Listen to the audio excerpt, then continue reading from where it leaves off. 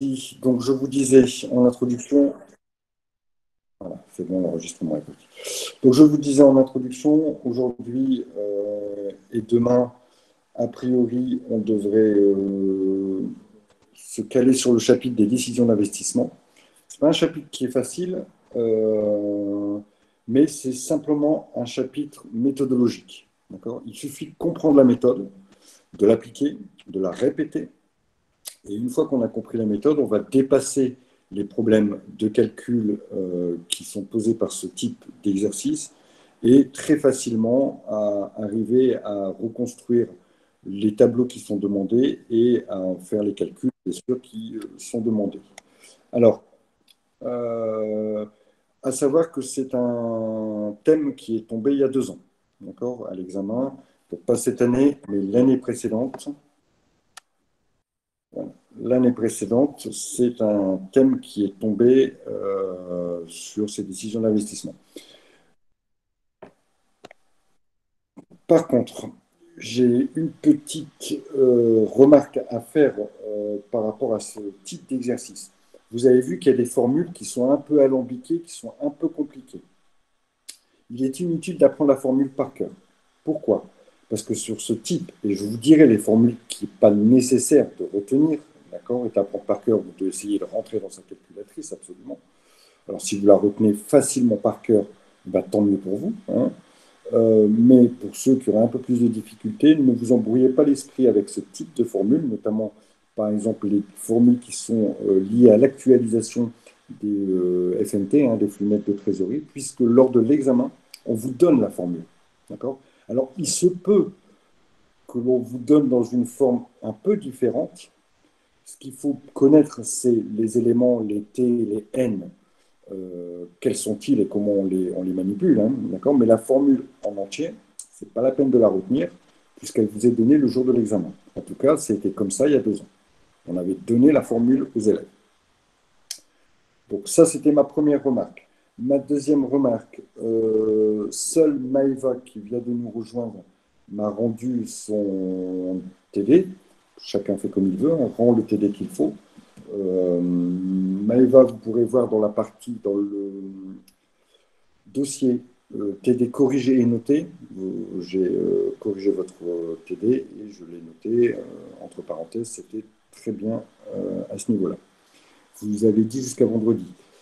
Oui, oui, oui, oui, oui, oui. Je vous ai envoyé aussi, mais que l'exercice 1. Qui m'a dit que je vous ai envoyé aussi, mais que l'exercice 1? Je n'ai pas eu le temps de le dire parce que ça, sur les messages. Bon, dans tous les cas, vous avez un dossier.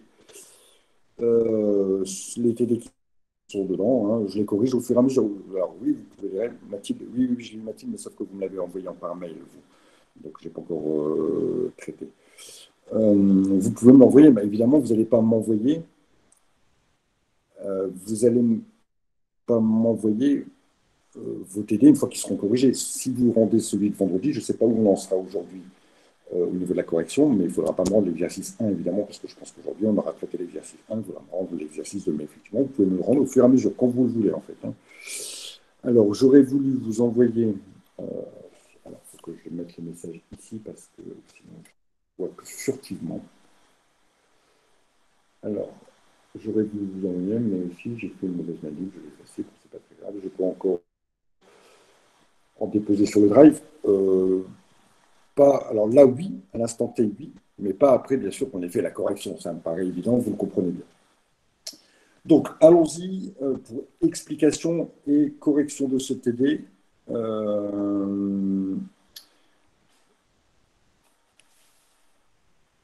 Je vais partager mon écran et vous donner des explications supplémentaires en sachant bien sûr que vous aviez, je vous avais mis le, voilà, donc vous devriez voir voilà, mon écran. Je vous avais mis des explications supplémentaires. Vous aviez les tableaux de flux ici avec les explications au-dessus de chaque colonne. Donc, vous avez bien compris le but de l'exercice. Le but de l'exercice ici, c'est de vous mettre face à une situation où un responsable, un chef d'entreprise, un chef de secteur doit prendre une décision sur l'investissement. D'accord? À chaque fois, vous aurez la proposition de deux investissements possibles. Vous aurez deux propositions.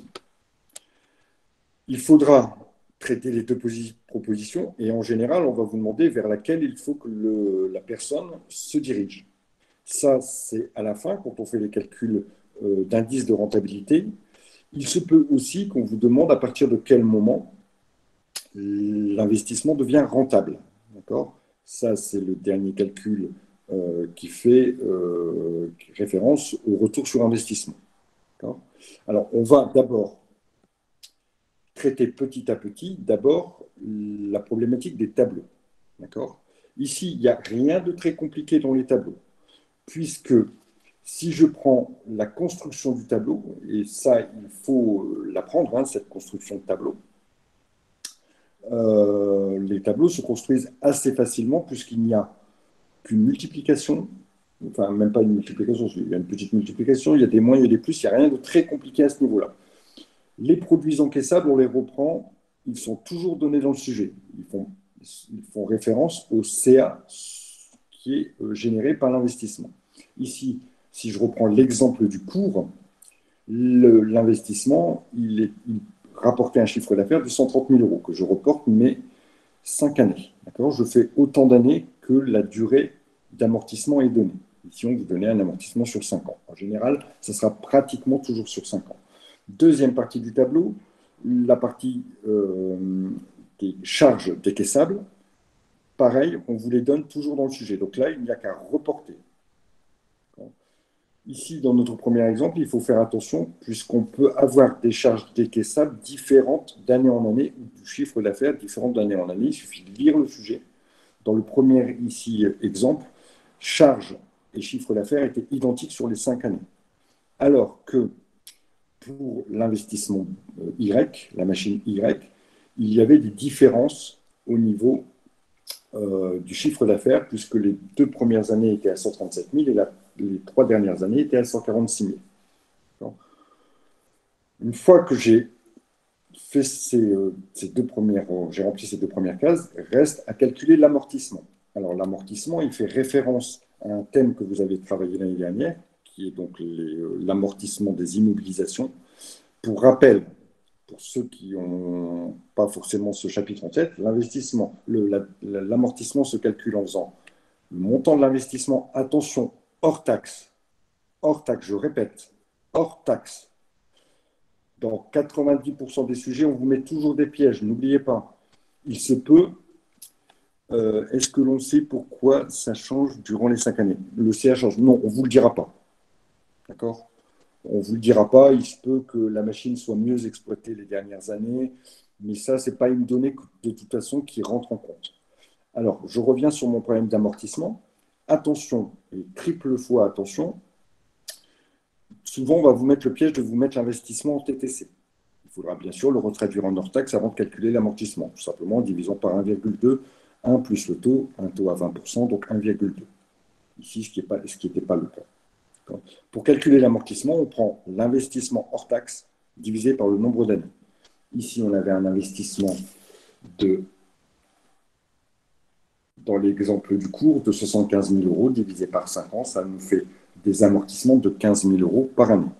L'amortissement sera identique sur les 5 années, puisqu'on a un type d'amortissement linéaire et on ne vous proposera pas d'autres types d'amortissement. Je vous rappelle malgré tout qu'il existe un autre type d'amortissement, c'est l'amortissement dégressif. Bon, ça, c'est référence cours de l'année dernière. Dans les tableaux des FNT, les flux nets de trésorerie, on ne vous mettra pas la difficulté d'aller travailler sur un amortissement dégressif qui est un peu plus compliqué à calculer. On va vous mettre que du linéaire, ce qui veut dire que ça sera le même amortissement pendant les 5 ans. Ensuite, on va vous demander les charges totales. Je vous ai mis la formule. Il faut prendre les charges décaissables plus l'amortissement. Ensuite, on va vous demander de calculer le résultat courant avant impôt, RCI, le résultat courant avant impôt. On prend le chiffre d'affaires moins le total des charges. Encore une fois, je vous ai mis là l'explication au-dessus de chaque colonne. Ensuite, il va falloir calculer l'impôt. L'impôt, c'est le RCI, donc le résultat courant avant impôt, multiplié par le taux d'imposition. Le taux d'imposition, dans l'exemple du cours, il était de 34%. D'accord?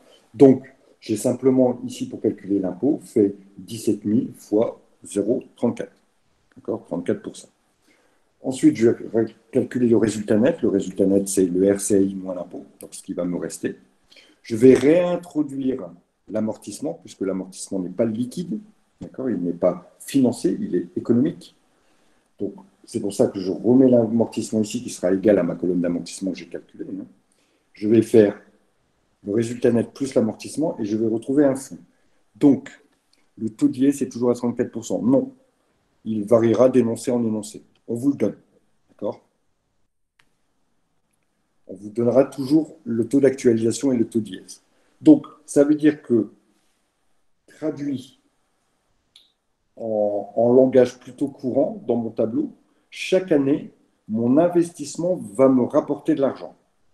Vous pouvez le considérer comme ça. Chaque année, mon amortissement, ici, quand on a un chiffre d'affaires constant et des charges constantes, le flux net de trésorerie restera identique sur les 5 ans.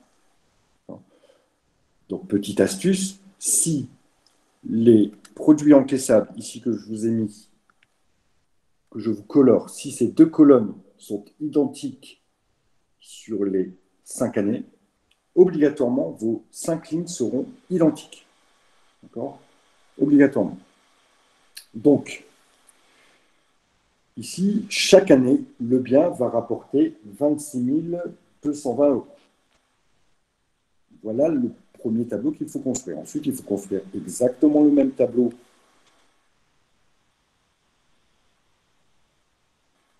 pour le deuxième investissement, ici qui est la machine Y. On construit le même tableau, par contre, on s'aperçoit que les flux ne sont pas constants parce que je n'ai pas le même chiffre d'affaires sur les 5 ans. Les 2 premières années, j'ai un certain chiffre d'affaires et les 3 dernières années, j'ai un autre chiffre d'affaires. Ce qui veut dire que je n'aurai pas les mêmes 5 lignes. J'aurai ce qu'on appelle des flux nets de trésorerie qui ne sont pas constants. C'est important pour la suite de l'exercice, notamment pour calculer l'actualisation des flux nets de trésorerie. Une fois que j'ai construit mes 2 tableaux, que j'ai recueilli mes flux, je vais devoir calculer l'actualisation. Alors, l'actualisation, ça veut dire quoi? Ça veut dire que je vais descendre ici mon tableau. Ça veut dire que je vais devoir calculer le montant que serait cette somme au jour d'aujourd'hui. Comprenez bien que 26 000 euros dans 5 ans, ça ne vaut pas 26 000 euros aujourd'hui. Est-ce que vous comprenez cette notion d'actualisation? C'est ça l'actualisation, c'est se dire, voilà, imaginons dans 5 ans, je vous dis, je vous donne 26 000 euros dans 5 ans. Qu'est-ce que vous allez faire avec 26 000 euros dans 5 ans? Vous allez faire sans doute moins de choses parce que l'argent aura, le coût de la vie aura augmenté. Donc, vos 26 000 euros d'il y a 5 ans ne valent pas 26 000 euros d'aujourd'hui. Donc, on retraduit, on ramène à aujourd'hui ce qu'aurait pu avoir comme impact tous ces 26 000 euros. D'accord? Donc, ça veut dire que si j'avais dû investir cette somme-là, j'aurais un ratio aujourd'hui de 99 000 euros. C'est ça notre actualisation. Ça veut dire que toutes ces sommes, finalement, aujourd'hui, elles représentent 99 000 euros. L'actualisation se fait en utilisant cette formule ici, qui est, je vous le concède, relativement compliquée. Encore une fois, inutile de la retenir, je retenais juste que vous avez besoin du FNT, un seul. Vous avez besoin de T, c'est le taux d'actualisation qui vous est donné en énoncé. Vous avez besoin de N, c'est la durée de l'investissement. Ici, c'est 5 ans. Donc, après avoir fait ma petite formule de calcul, je trouve 99 000. Ça veut dire que mon investissement va me rapporter 99 000. Ça, c'est pour l'investissement, le premier. D'accord? Puisque les flux sont constants, je ne fais qu'un seul calcul. Pour le deuxième, les flux n'étant pas constants, je suis obligé de refaire 5 calculs. Je suis obligé de refaire le calcul pour tout. Mais le calcul est plus simple. C'est simplement le flux, 23 000, de l'année, d'accord, multiplié par 1 plus le taux, exposant moins 1 pour la première année, moins 2 pour la deuxième année, moins 3 pour la troisième année, etc., etc. Et là, je fais tous mes petits calculs. Voilà ici les résultats que j'ai obtenus avec à chaque fois l'application de la formule. Et je vais obtenir 100 000 euros. A priori, vous allez me dire, voilà, il y a un investissement qui va me rapporter 99 000 euros actualisés et un investissement qui va me rapporter 100 000 euros. Sur cette première étude, on pourrait se dire, il y a un investissement qui rapporte plus que l'autre. Par contre, il faut comparer ça à la somme investie au départ. C'est l'étape suivante.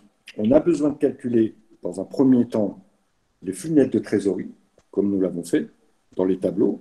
Ensuite, les flux nets actualisés, c'est la deuxième étape.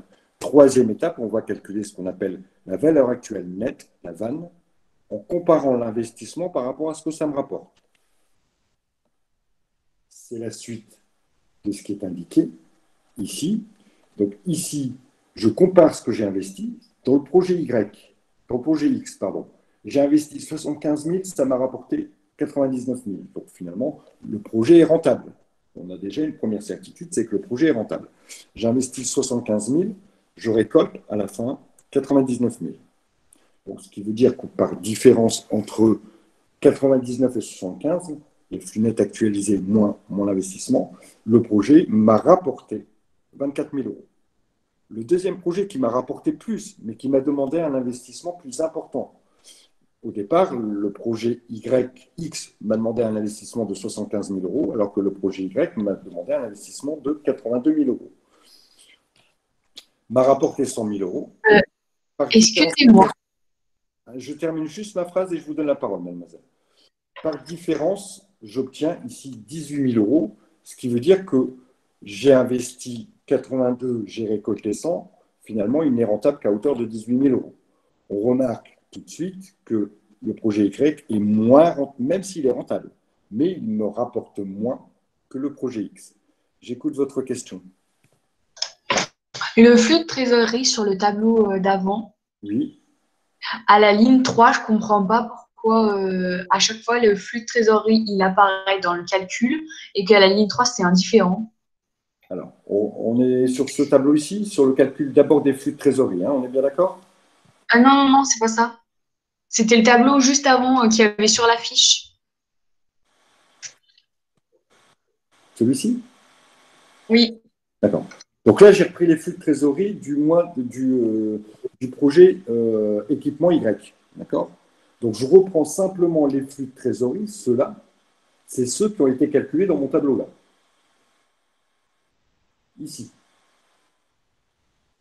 Et ici, on remarque qu'à partir de la troisième ligne, ils sont différents parce que j'ai un chiffre, le chiffre d'affaires qui a été modifié, qui n'est pas le même. Donc, ça ne va pas me donner le même résultat à la fin. Est-ce que j'ai répondu à votre question? Oui, mais pourquoi c'est marqué 29 336 au début et qu'ensuite, dans le calcul, c'est 23 000? Est-ce que j'aurais fait une erreur? Hop. Oui, excusez-moi. Vous avez tout à fait raison. J'ai oublié de changer mon chiffre ici. Ok, parfait, merci. 29 000. Hop. 336. Alors, je vais marquer maintenant. 29 366. 29 366. Alors, le résultat est bon. Hein, c'est simplement que je n'avais pas bien remis la formule. Est-ce qu'il y a d'autres questions? Donc, première étape, les flux nets de trésorerie. Deuxième étape, l'actualisation. Troisième étape, calcul de la vanne. Et à partir de là, je peux déjà avoir une explication. Parce que malgré tout, dans tous les exercices, il y aura d'abord des calculs et on va vous demander aussi d'interpréter vos calculs. L'interprétation qu'on va avoir ici, c'est que les deux projets sont rentables, puisqu'ils me rapportent plus que ce que je n'ai investi. J'ai investi 75 000, ça a rapporté 99 000. J'ai investi 82 000, ça a rapporté 100 000. Dans tous les cas, les deux projets sont rentables.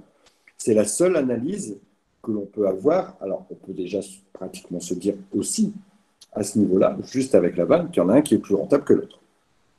Donc, voilà la première analyse. Ensuite, on va avoir un deuxième calcul qui va confirmer ces notions de rentabilité et pouvoir dire à quel niveau ils sont rentables. C'est l'indice de profitabilité qui est la même chose que l'indice de rentabilité. Je vais reprendre les éléments de FNT actualisé, je vais prendre mon capital investi et je vais diviser, je vous ai remis la formule au-dessus, je vais diviser les FNT actualisés par le capital investi. Et j'obtiens un résultat de 1,33 pour le premier, qui correspond, qui est plutôt logique par rapport au calcul de la vanne, et de 1,23 pour l'équipement Y. Explication, interprétation de tout ça. Premièrement, si l'indice de profitabilité ou l'indice de rentabilité est supérieur à 1, ça veut dire qu'on est rentable. D'accord ? Puisque ça veut dire que pour 1 euro investi, j'obtiens en résultat 1,33 € pour le premier. Pour l'équipement Y, pour 1 euro investi, j'obtiens 1,23 €. Donc, si j'avais obtenu pour 1 euro investi un indice inférieur à 1, imagine 0,80, ça veut dire que pour 1 euro investi, je récolte 0,80. On est bien d'accord qu'à partir de là, le projet n'est pas rentable. Donc, quand l'indice de profitabilité ou l'indice de rentabilité est inférieur à 1, le projet n'est pas rentable, mais de toute façon, vous l'auriez déjà vu à la vanne. Première explication, l'indice est supérieur à 1. C'est comme une cote de Paris. Oui, à peu près, exactement. Ici, l'indice, première explication, l'indice supérieur à 1, donc ça veut dire que le projet est rentable. Maintenant, un indice de 1,33 veut dire que pour 1 euro investi, je vais récolter 1,33 €. Pour un indice de 1 euro, 1,23, ça veut dire que pour 1 euro investi, je vais récolter 1,23 €. Donc, et la vanne et l'indice de profitabilité nous indiquent que l'équipement X est plus rentable que l'équipement Y. Donc, le choix doit se porter évidemment vers l'équipement X qui est plus rentable que l'équipement Y. Voilà votre solution. Vous posez d'abord votre analyse et ensuite vous donnez, vous n'oubliez pas évidemment de conclure, de dire vers quel équipement il faut que la personne qui vous a soumis le problème se dirige. Voilà pour cette première partie sur laquelle on va s'arrêter, puisque l'élément suivant, le délai de retour sur investissement, est plus compliqué dans la formule. Il n'est pas plus compliqué à comprendre, mais il est plus compliqué dans la formule. Je vais corriger l'exercice 1. Pour ceux qui l'ont fait, vous allez pouvoir donc suivre et éventuellement me poser des questions sur sur des erreurs que vous avez faites et pour lesquelles vous voudriez un complément d'information. Donc, comme d'hab, le corrigé sera en ligne sur le drive dès la fin du cours. Ici, qu'est-ce qu'on avait comme élément? On a deux propositions, une proposition 1 et une proposition 2, avec un investissement de 22 400 et de 16 300, une durée d'amortissement de 5 ans, un amortissement qui se fait en linéaire, avec une date de début de mise en service. Ça vous permet de construire votre tableau et de mettre la première année. Les fenêtres de trésorerie, c'est bien RN plus amortissement. Oui, mademoiselle. Ouais, j'ai marqué moins.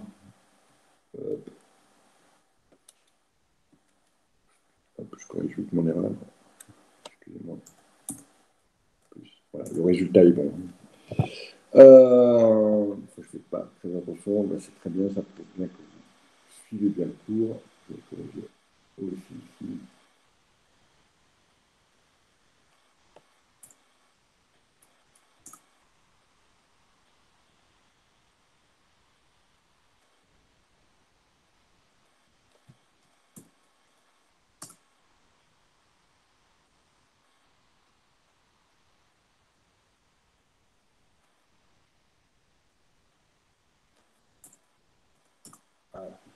Alors, nous reprenons donc ici.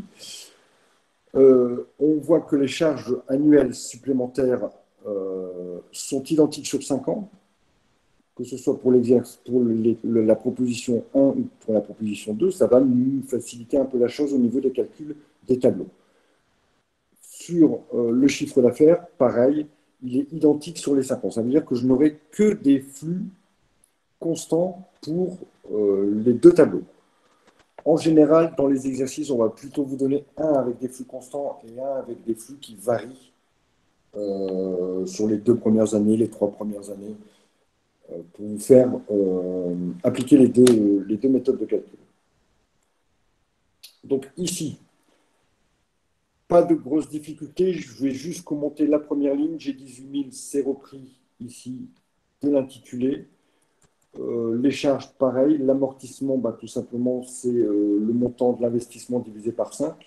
D'accord. L'investissement 22 400 divisé par 5, ça fait 4 480. On a un total de charges de 7 200 plus 4 480. On est à 11 680. J'ai calculé mon résultat courant avant impôt en faisant le chiffre d'affaires, donc les produits encaissables, moins les charges totales. J'ai calculé mon impôt.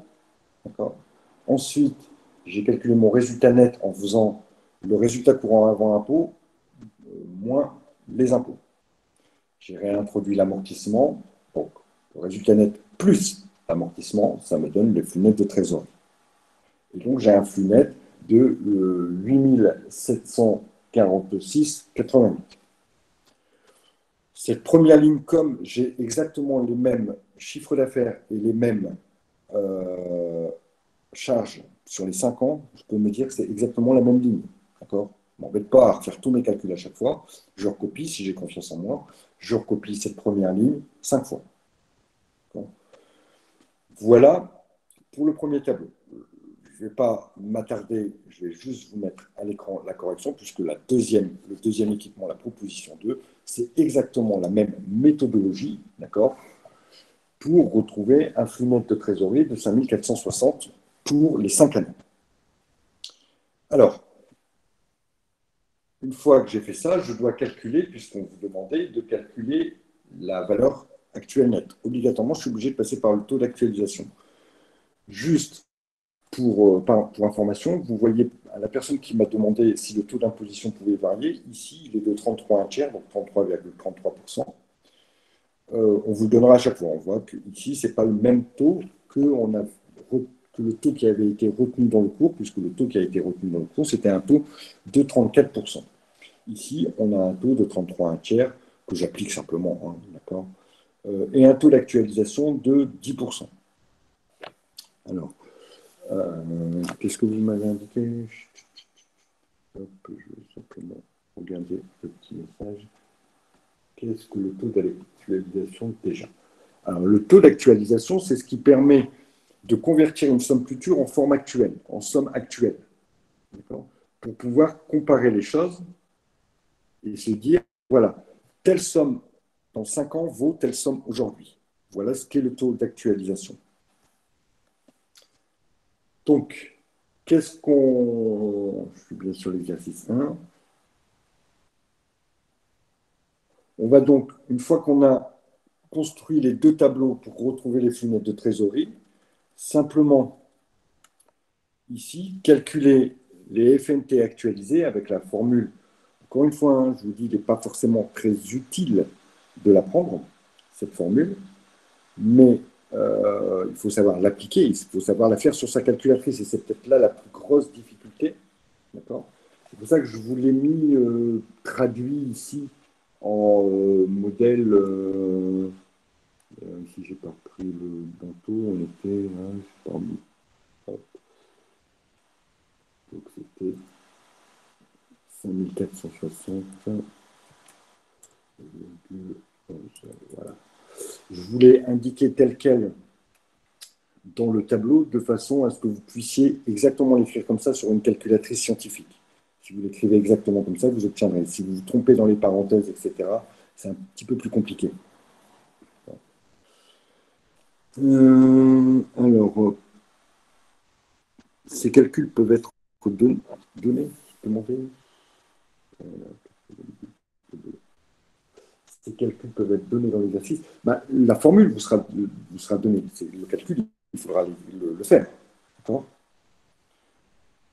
Pour vous faciliter la vie, dites-vous que vous devez quand même, à quelques milliers d'euros près, être proche de ce que vous auriez retrouvé, d'accord? Imaginons ici, on est à 8 000 euros, grosso modo. 8 fois 5, 40 sur 5 ans. Ça veut dire qu'au total, j'aurai à peu près 40 000 euros. Actualisé au jour d'aujourd'hui, ça fait 33 000 euros. 33 000 euros. Les deux chiffres ne sont pas discordants. Si vous obtenez dans votre FNT actualisé 1 million, ce n'est pas possible. C'est impossible. D'accord? Ça peut être, allez, 60% plus ou moins, voilà. Grosso modo, c'est ce que vous devriez retrouver pour avoir un ordre d'idée. Au même titre qu'ici, sur 5 ans, 5400 fois 5, allez, grosso modo, 5 fois 5, 25, je vais être aux environs des 26 000, 27 000 euros. Bon, si je totalise mes 5 FNT à 5 460. Là, je retrouve un FNT actualisé à 20 000 euros, ce qui est plutôt concordant. Si j'avais eu un FNT actualisé de 200 000 euros, erreur. Ça ne peut pas être aussi différent. Vous voyez, à peu près au niveau des ordres de grandeur. Donc, à partir du moment où j'ai mes FNT actualisés, je peux calculer ma vanne. Ma vanne, je vous rappelle, c'est les FNT actualisés moins l'investissement. Ici, dans mon cas présent, le calcul de la vanne pour la proposition 1 me donne une rentabilité donc, de 10 000 euros, donc 33 000 euros de FNT actualisé, moins un investissement de 22 400. Et pour la proposition 2, un FNT actualisé de 20 000 et un investissement de 16 000. On voit que la première proposition semble déjà plus rentable. À ce stade de l'explication, vous pouvez dire que les deux projets sont rentables, que la première proposition semble plus rentable que la deuxième. En tout cas, pour un montant investi de 22 400 euros, elle va actualiser, rapporter 10 000 euros. Et vous pouvez éventuellement faire la même conclusion pour la deuxième proposition. Ensuite, vous allez calculer ce qui était demandé dans l'exercice, de calculer la profitabilité, donc la rentabilité du projet, et de donner un choix ou une proposition de choix à la personne qui doit donc opter pour l'une des deux solutions. On va calculer l'indice de profitabilité ou l'indice de rentabilité. Je vous rappelle encore une fois que ce sont les deux mêmes termes. Hein. Simplement en divisant la FNT actualisée par le montant du capital investi, par le montant de l'investissement. Ici, ce qui conforte notre première solution, c'est que la première proposition, pour 1 euro investi, rapporte 1,48 €, alors que la deuxième proposition, pour 1 euro investi, rapporte 1,27 €. Donc, ce qui confirme ce que l'on pressentait avec le calcul de la vanne, la première proposition sera plus rentable que la deuxième proposition. Et donc, votre choix doit se porter sur la première proposition, c'est ce qu'il faudra indiquer dans l'explication que vous allez donner. Vous allez dire d'abord que l'indice est supérieur à 1, ce qui veut dire que le projet est rentable, et qu'ensuite, le projet est rentable à hauteur de 1 euro investi, 1,48 € récolté. Voilà pour cette partie-là. Y a-t-il des questions? Oui, j'ai une question. Du coup, dans un des tableaux, vous avez noté les amortissements. Donc là, c'était simple, c'était comme si on achetait, enfin comme si on mettait en service le 1er janvier et c'était en linéaire, on divisait, c'était en année, on divisait, c'était facile. Mais est-ce que c'est possible que sur un exercice comme ça, on nous demande un amortissement sur, par exemple, une mise en service le 25 mars et qu'il faille faire le tableau d'amortissement et reporter les valeurs? Non, non, Ce non. serait trop tiré par les cheveux? Trop d'erreurs? Alors, pas trop tiré par les cheveux, mais trop long par rapport à la structure de l'examen.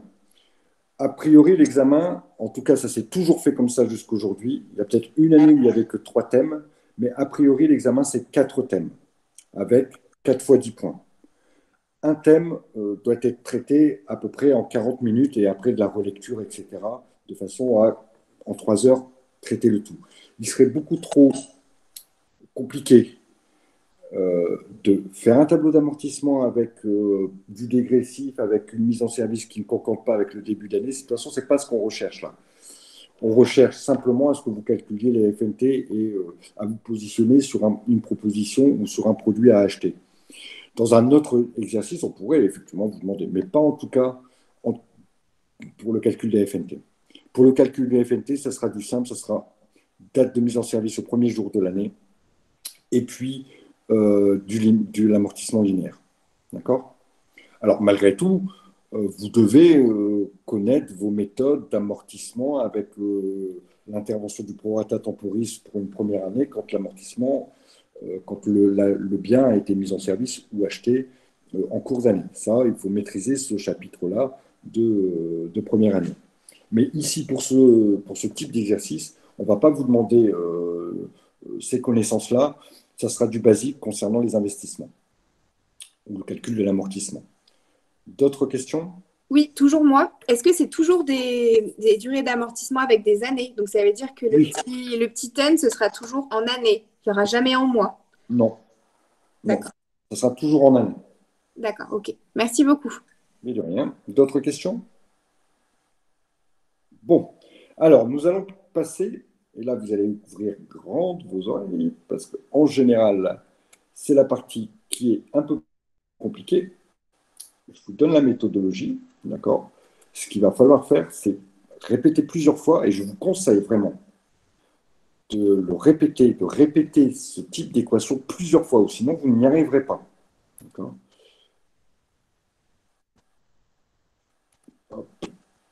Voilà. J'ai essayé d'être très pédagogique dans le corrigé ici. Enfin, de toute façon, je reprends ce qui a été fait dans le cours, mais peut-être avec des petits dessins, des petites images, pour que vous compreniez bien comment ça se passe. Le but du délai de retour sur investissement, c'est de savoir à partir de quand l'investissement devient rentable. On est d'accord que ici, si je prends l'investissement numéro 1, dans mon exemple, l'investissement numéro 1 m'a demandé un investissement de 75 000 euros. D'accord? Je sais qu'il va me rapporter, après calcul de la valeur actuelle nette, je sais qu'il va me rapporter 24 000 euros et qu'au total, des FNT actualisés, j'ai 99 000 euros. Donc, il va me rapporter 99 000 euros alors qu'il m'a coûté 75 000 euros. Par contre, il ne va pas me rapporter 99 000 euros tout de suite. La première année, il va me rapporter autant, la deuxième autant, la troisième autant, la quatrième autant, la cinquième autant. Donc, il va falloir calculer au fur et à mesure des années combien il va me rapporter. Ce qui veut dire que, concrètement, je vais dresser un petit tableau. Ici, en mettant chaque année la FNT actualisée. La première année, ça fait 23 euros, 23 000 euros. Vous allez me dire comment vous avez trouvé 23 000 euros, monsieur? J'ai appliqué cette formule-là. D'accord? Non, je vous dis des bêtises. J'ai appliqué ici la formule un peu plus simple qui me fait.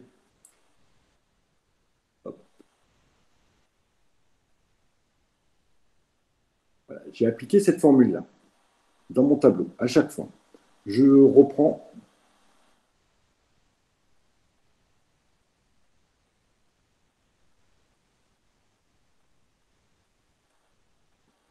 Vous voyez mes 26 000 euros, mes 26 220 euros. Au départ, mes FNT de l'année 1, voilà. Je vais faire ça comme ça. Hop, tac, tac. Voilà. Les FNT, ils sont sur le premier projet, ils sont égaux à, hop, ils sont ici, voilà, 26 000 euros.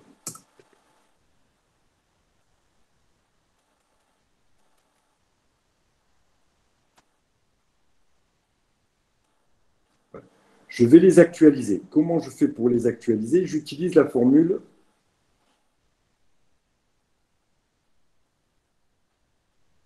qui est ici. Donc, je prends le FNT, je multiplie par 1 plus taux, exposant moins 1 pour la première année, moins 2 pour la deuxième année, etc.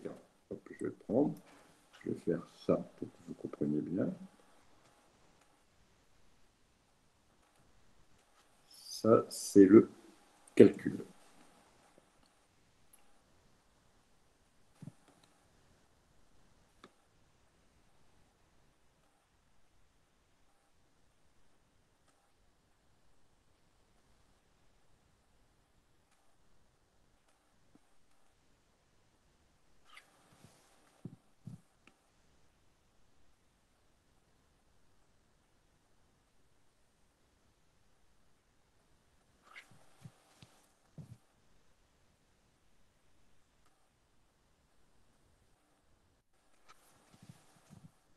Voilà le calcul. Sauf qu'à la place de 23 000, bien sûr, je vais avoir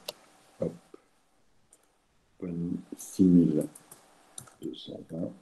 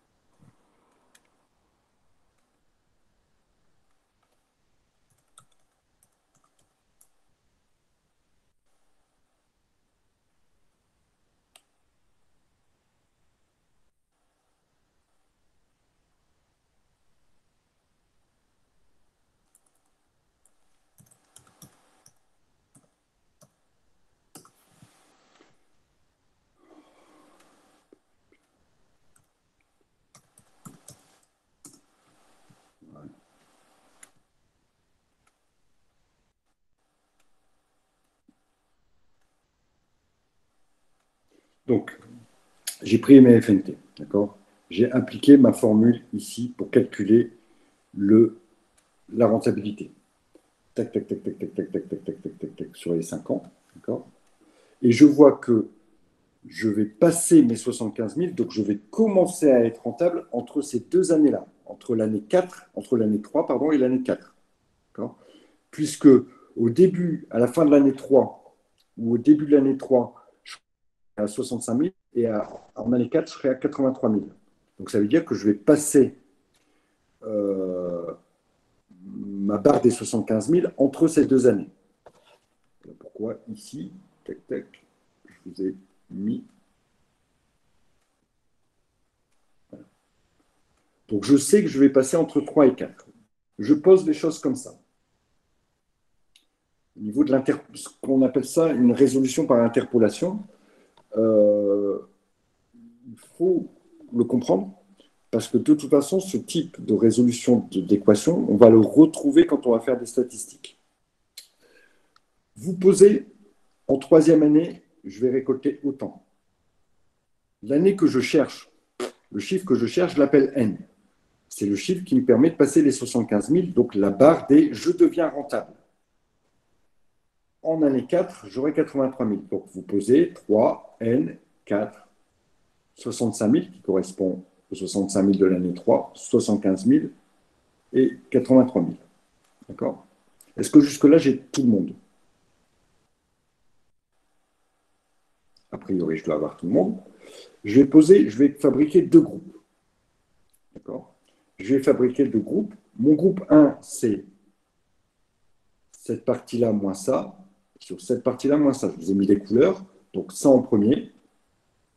75 000 moins 65 205 divisé par le groupe 2. N moins 3. Ça moins ça. Donc le milieu vers la gauche, le milieu vers la gauche. Deuxième groupe, ça moins ça et ça moins ça. En sachant que ça moins ça, je vais le diviser par ça moins ça. Je fabrique mon deuxième groupe. Premier groupe, deuxième groupe. Maintenant, je vais poser mon équation en me disant que le premier groupe est égal au deuxième groupe. Voici mon équation telle qu'elle doit être posée. Ça, c'est les éléments du premier groupe, et ça, c'est les éléments du deuxième groupe. Est-ce que j'ai tout le monde toujours? Oui. Maintenant, je vais résoudre cette équation. Et c'est là où ça peut être un petit peu compliqué pour vous. D'accord? Parce que c'est des choses qu'on a fait normalement en quatrième, mais ça peut être un peu loin, et notamment pour la notion de distribution. Donc, je vous ai mis les étapes. Première chose, je vais faire ça moins ça. Je vais garder mon n moins 3, évidemment, puisque ça, ce n'est pas possible de le résoudre. Je vais faire 83 000 moins 65 000, et 4 moins 3, ça fait 1. Bon, jusqu'à là, pas très compliqué. Voilà ma deuxième ligne d'équation. Ma troisième ligne d'équation, j'enlève simplement le divisé par 1, puisque divisé par 1, ça ne change strictement rien, donc je peux l'enlever. J'obtiens 9 794,74 divisé par n moins 3 égale 17 000. je vais faire passer le groupe des N-3 de l'autre côté. Vous voyez? Entre l'étape, je vais les numéroter, ça c'est l'étape 1, je vais faire ça plutôt, parce que sinon, étape dans la résolution.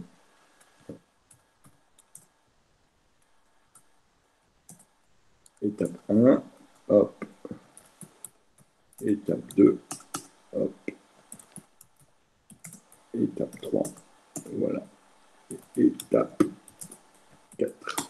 Voilà. Entre l'étape 3 et l'étape 4, j'ai fait simplement passer le n-3 de l'autre côté de l'équation.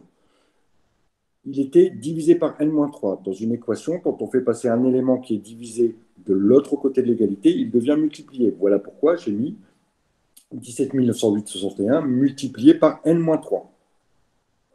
J'ai toujours tout le monde? Si j'ai toujours tout le monde, je continue. L'étape 5, qu'est-ce que j'ai fait?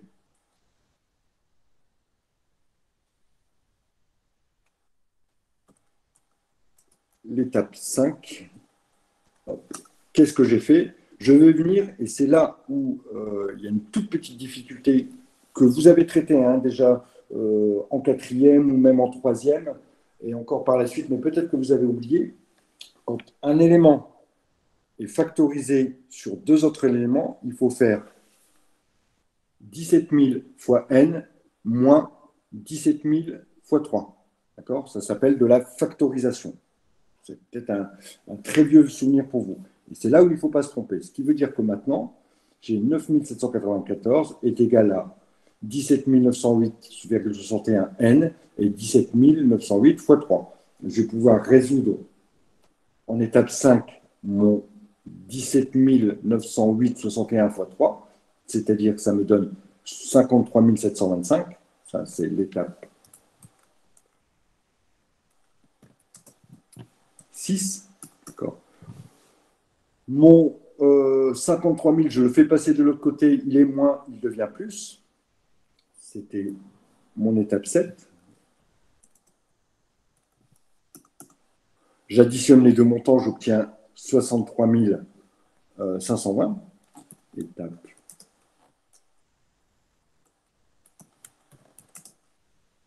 8. Ensuite, mon 17 000, je refais passer de l'autre côté de mon équation, c'était multiplié, donc ça devient divisé. Voilà pour l'étape 9. Et enfin, en étape 10, j'ai fait simplement 63 520 divisé par 17 000, et ça me donne mon résultat ici, 3,55. Ça veut dire qu'au bout de, ça c'était la dernière étape, 3 années 55, ça devient rentable. Donc ici, le délai de retour sur investissement, c'est 3 ans et 55e d'une année. 3 ans et demi, grosso modo, 3 ans et 6 mois. Mais vous gardez 3,55 ans. C'est la réponse qu'on va attendre de vous. Donc, toute la résolution ici, je vous conseille vivement de la revoir, de la tester, d'accord? Pour l'exemple, je vous l'ai fait aussi sur l'exercice 1. Ça n'était pas demandé dans l'exercice 1, mais j'en profite ici pour reprendre. Donc, j'ai refait mon actualisation, d'accord, avec les calculs que vous pourrez reprendre par rapport à l'équipement, à la proposition 1. Donc, ça, c'est la proposition 1.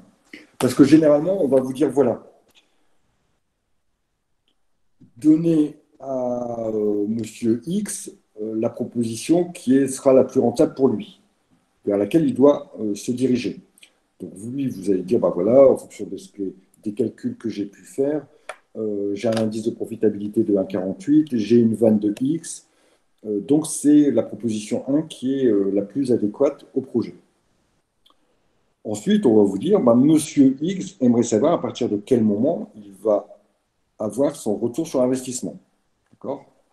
À partir de quel moment il va regagner la somme qu'il a investie et maintenant gagner plus. Donc, c'est là où intervient le calcul de récupération de l'investissement. Et c'est là où vous allez faire votre petit tableau, ici, qui vous permet d'abord de situer que on est entre la troisième et la quatorzième, entre la troisième et la quatrième année, puisque l'investissement était de 22 400 et qu'il se situe entre ces deux années-là. Vous posez vos chiffres, vous construisez vos groupes, vous posez vos chiffres et vous construisez vos groupes, et à partir de là, vous posez votre équation.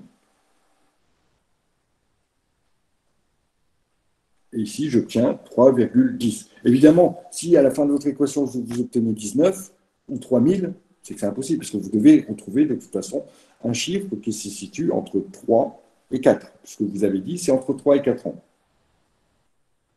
Y a-t-il des questions par rapport à ça?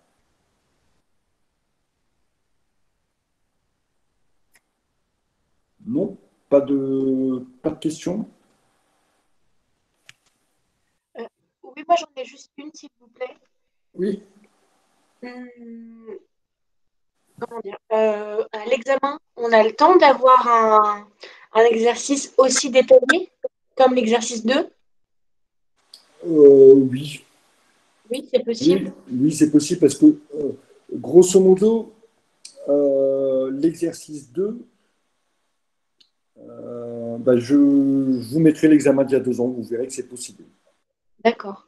Vous mettrez l'examen d'il y a 2 ans. Il faut se dire que vous avez 4 parties, d'accord? Que vous avez 3 heures. Grosso modo, les parties, elles vont faire 40 minutes. En 40 minutes, il faut réussir à faire. Alors, vous ne l'aurez peut-être pas au complet avec le délai, avec le délai de récupération de l'investissement, d'accord? Mais vous l'aurez au moins jusqu'à la vanne et jusqu'à l'indice de profitabilité et l'indice de rentabilité. D'accord. Ou on peut faire sauter l'indice et puis passer directement au retour sur investissement.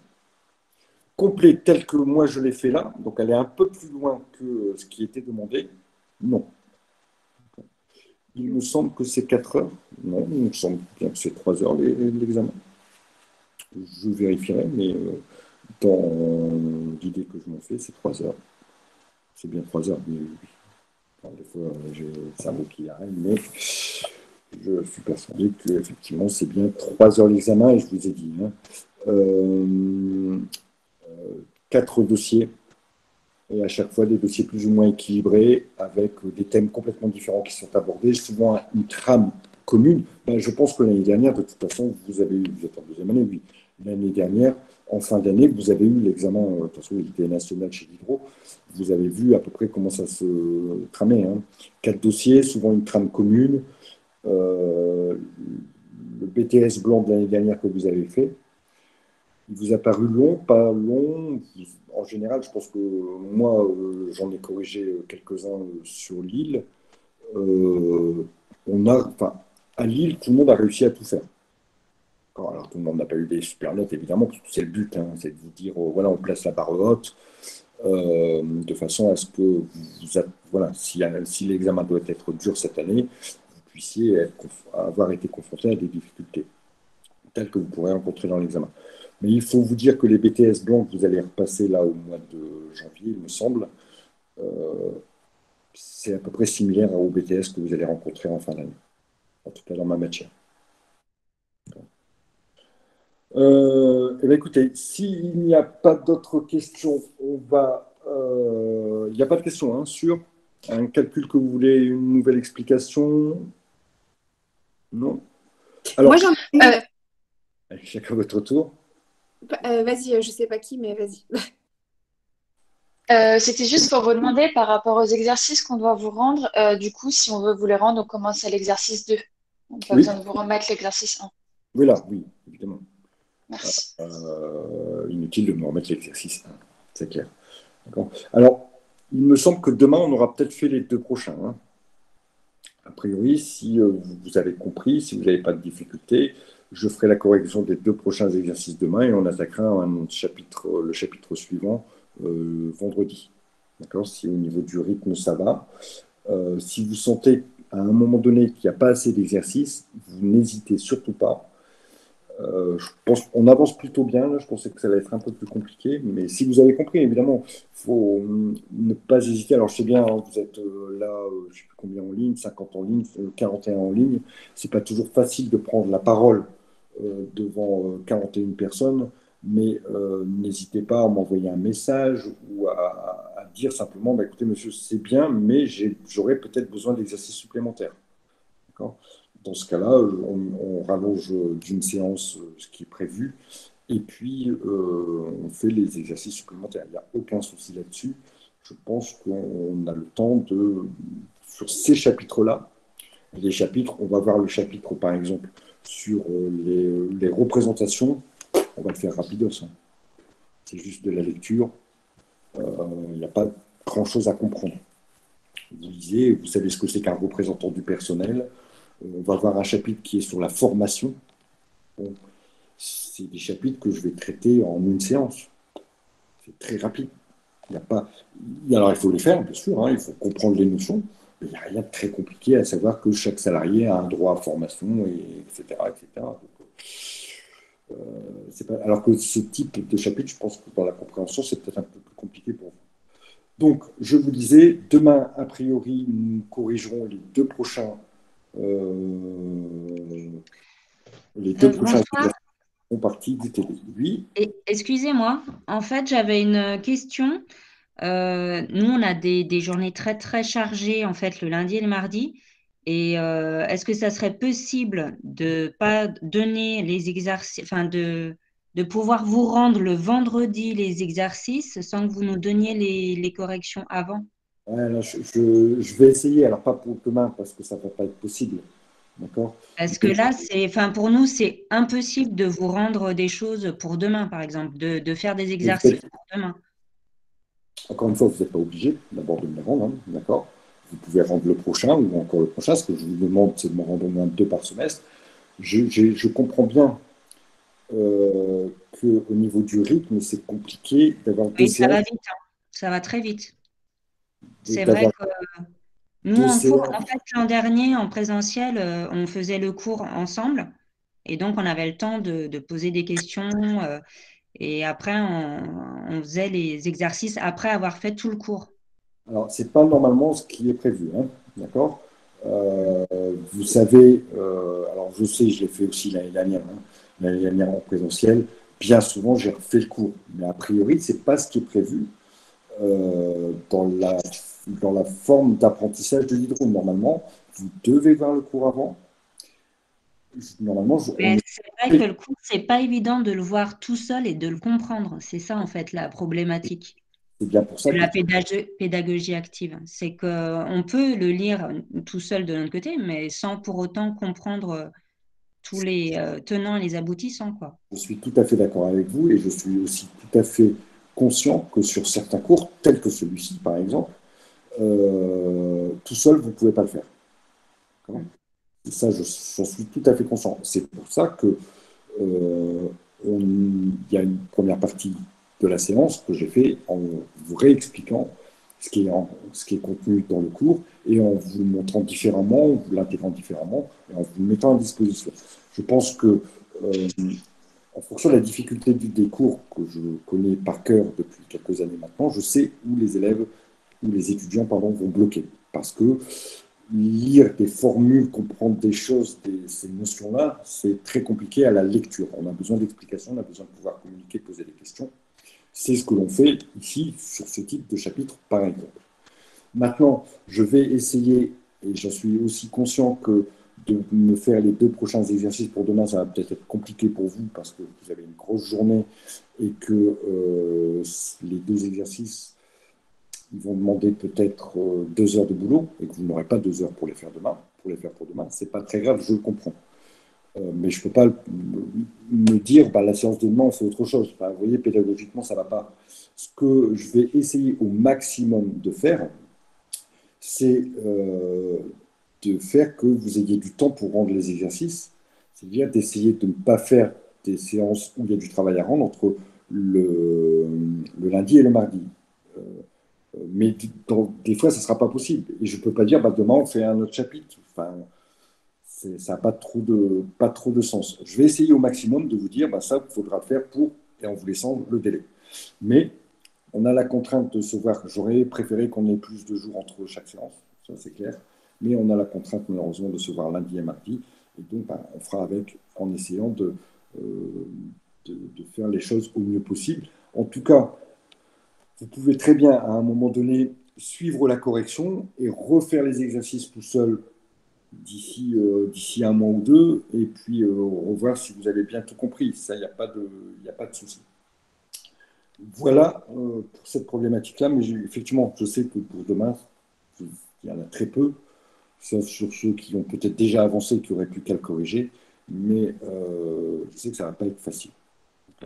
Bonjour, bonsoir, pardon. Du coup, comme on a bien avancé, vendredi, c'est quoi qu'on va faire? De la gestion ou du droit? On va continuer la gestion. On va faire le prochain chapitre de gestion qui s'appelle... Oui, ok, c'est ça, merci, d'accord. C'est juste pour voir après, du coup. C'est le suivant. Donc là, en fait, tous les chapitres déjà qu'il y a sur notre campus, c'est tous ceux de ce semestre, c'est ça? Oui. Ok, d'accord. Il en manque, parce que je les libère au fur et à mesure. Donc, a priori, vous n'avez pas forcément tout. D'accord? Ok, d'accord, merci. D'autres questions? Donc, ce sera le contrôle de gestion, vendredi. Exactement. D'accord, ok, merci. Je ne l'ai pas en tête, mais je sais que c'est le suivant. C'est bon pour tout le monde? Bon, écoutez, je vous souhaite bonne soirée et je vous dis à demain. Donc, je mets là, d'ici quelques minutes, ce qu'on a fait en ligne, de façon à ce que vous puissiez le voir éventuellement. Voilà, bonne soirée à tous et à demain. Au revoir.